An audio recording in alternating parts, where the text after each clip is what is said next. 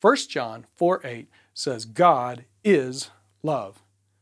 God doesn't have love. God is love. Everything that He does, Old Testament, New Testament, today, forever, will be out of a heart of love.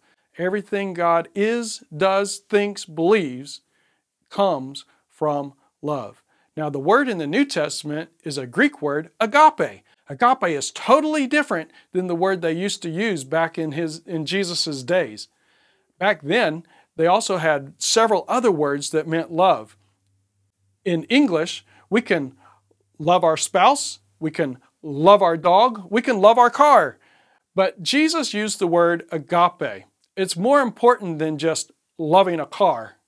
Agape means I love you unconditionally. I will sacrifice everything that I have, even my life, in order for you to be blessed. And I am asking nothing in return. The moment you try to repay me, it's no longer unconditional. My love for you is unconditional.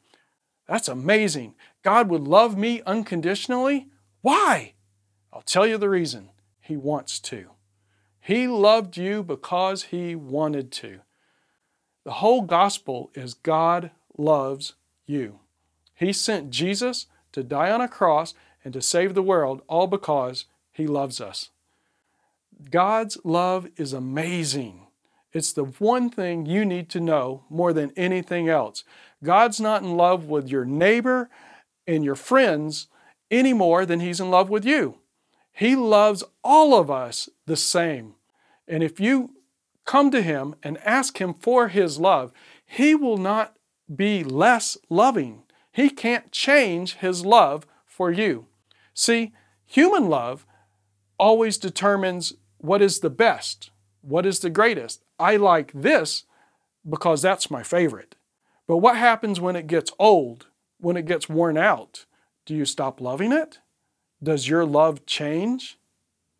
God's love never changes. It doesn't matter whether you're new or old. God's love is always the same. It doesn't get less when you wear out, and it doesn't get more when you perform at your peak. God loves you the same. You can never change His love for you. It doesn't matter whether you're doing your best or you feel like you're striving and you're down and depressed. God's love for you is the same. So stop measuring yourself. Stop trying to do things to earn God's love and say, you know what? God loves me. And out of that love relationship, everything else will flow. The power to live godly comes from knowing that God loves you.